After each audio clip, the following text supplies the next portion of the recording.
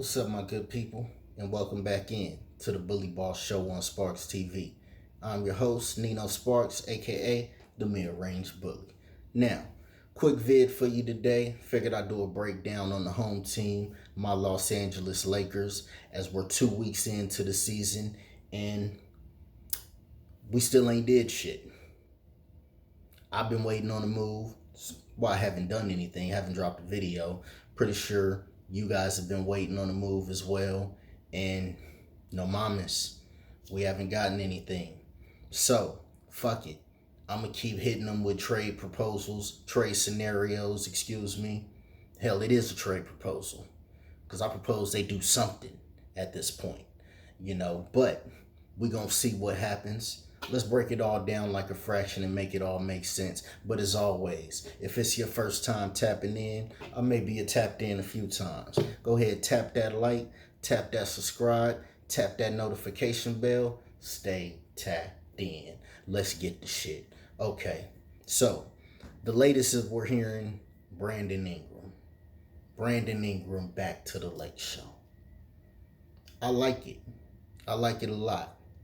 If he's not the only guy. Because we can't just bank on one guy.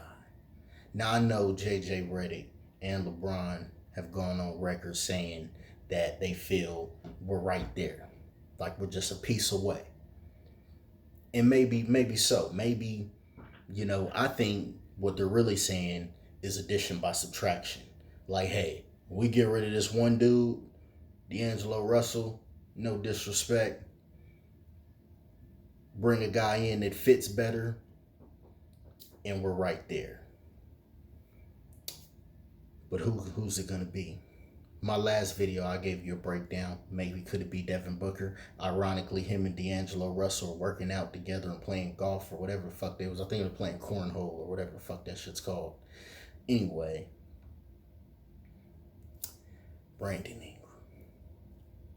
If it is Brandon Ingram, I think the Lakers should also inquire on CJ McCollum.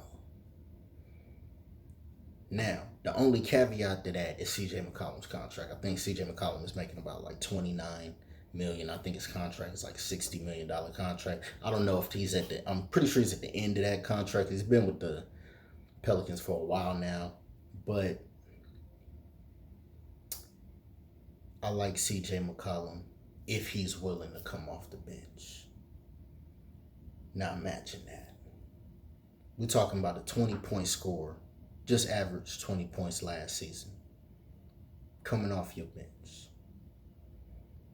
Because the thing is, if it is Brandon Ingram to the Lakers, that means D'Angelo Russell's gone. I'm not going to get into I was going to do a whole breakdown of who the Lakers would give out. We're assuming that it's going to be D'Angelo Russell, hopefully Gabe Vincent, and Rui Hachimura is most likely going to be in that as well. Now, I like Rui. I wish the Lakers could keep Rui.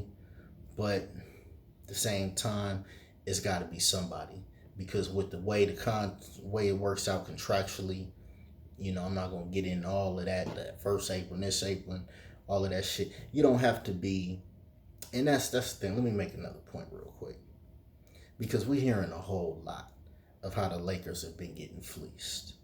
They've been getting hang out to dry. But it doesn't take an expert. You ain't got to be Bobby Marks to be able to break down this much.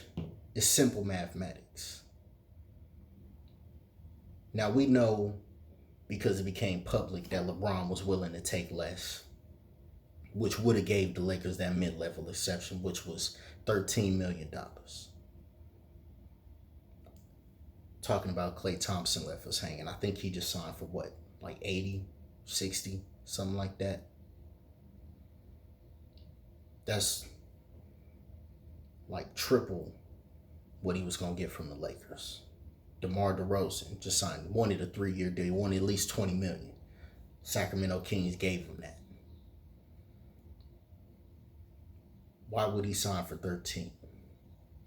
Jonas Valanciunas, goddamn near double what the Lakers were going to be able to get. The Lakers were never really in play for none of these guys unless they were going to take basically a vet minimum. Damn near, you getting double of a vet minimum. That's double a vet minimum. That's what the Lakers had to offer in all reality. Not good. I get it that it's good for TV and theater and all that good shit. But the Lakers didn't get. Let's stop acting like guys. And then they brought Buddy Hield. Buddy Hield chose the Warriors over the Lakers. We wasn't trying to get no fucking Buddy Hield. LeBron ain't taking less for Buddy Hield. And I like Buddy Hield. I watched the game when Buddy Hield was in college and he dropped like 50 and jumped on the damn scoring table and shit. I like Buddy Hield, but we wasn't in play for Buddy Hield. Buddy Hield don't do nothing for us. Buddy Hield doesn't play defense. That's not the kind of players that we're trying to target. Now, Buddy Hield plus some other, now that would have been nice. But whoever the Lakers get, it's got to be more than one guy. Somebody got to come with it. Unless you getting, none of those guys are left. Unless the Lakers was going to get Paul George. That's the only player that you could really go get. And it just be that one guy. And he make that much of a difference. And I think a lot of the Lakers, a lot of their, I'm going brain dead from this. But next season is going to be contingent on not just health of all of the players, but one guy in particular that keeps getting left out, and that's Jared Vanderbilt. Jared Vanderbilt is going to be Jared Vanderbilt is the only reason why the backcourt of D'Angelo Russell and Austin Reeves worked in the first place. So whoever we bring in, and I keep hearing people putting Jared Vanderbilt's name in these trade scenarios, he's not a guy he's right now might be the third most important player on the team. I know Austin Reeves, they don't want to get rid of Austin Reeves and all that. If the right trade comes available, they getting rid of Austin Reeves. And I was real high on Austin Reeves last season. Not so much this season. He gonna have to show me something. Now, maybe coaching had a lot to do with, him hitting that wall, if you want to call it that. Max Christie as well. Maybe you want to say they wasn't utilized right. And J.J. Redick is going to rectify that. We'll see. But as of right now, we need to get it together. So I like Brandon Ingram along with a CJ McCollum. Now, the only thing in that is that $29 million. I don't know if the Lakers will want to take that on. If they're going to take on Brandon Ingram, they might not want to. Maybe they can pick up a guy somewhere else. Maybe that Jeremy Grant. If you're going for Jeremy Grant, it's the same thing. Jeremy Grant is getting paid hella money. So if you go after Jeremy Grant, he's got to be the guy. I don't know if you can get him and Brandon Ingram. But could you get him and McCollum? Because Brandon Ingram does provide a lot of versatility in that starting lineup, and I like that. Because you can play Reeves next to Brandon Ingram and still have Vanderbilt in the lineup with LeBron and AD. Now that's the starting lineup for you. Now we know LeBron is going to have the ball in his hands. Even though they're talking about playing him more off the ball, he's going to have the ball in his hands.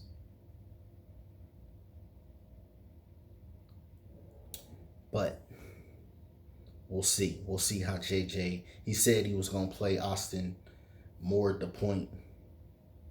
So we'll see how that all shapes out. But I want to see a move made, man. We can't go a whole another week without any moves being made. Now, I know Rob Pelinka was going to take his time. And he has earned some, I'm not going to say the best, he's earned a little bit of trust, a little bit of leeway. But damn it, we 2 weeks in. What you going to do? We need to see something.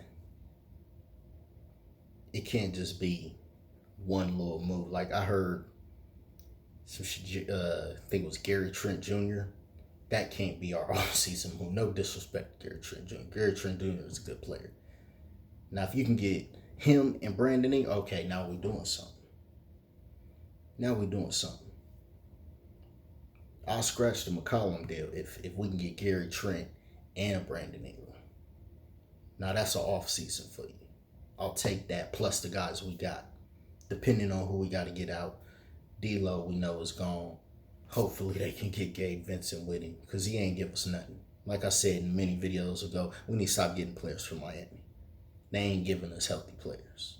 Even though we didn't trade for him, they not letting go of guys that can play. So more power to him. God bless. But yeah, that's all I got for free. Y'all let me know what y'all think in the comments section. Brandon Ingram. Do you like Brandon Ingram straight up? Would you like McCollum to roll with him? Can they go get a Gary Trent Jr. to go along with him? Do you think the Lakers need bigger moves, better moves? I like Brandon Ingram. He's a dude that's going to give you 20 points on a given night. But he also is a guy that we've seen fall out of the line, kind of fade in the playoffs. You've seen he kind of became unplayable with the FIBA shit. But if it's anybody that can pull that out of you, pull that potential out of you, it's the King. But y'all let me know what y'all think in the comments section. I'm going to tap back in, right back in, and hopefully the Lakers make a motherfucking move today. They got to do something, man. Peace.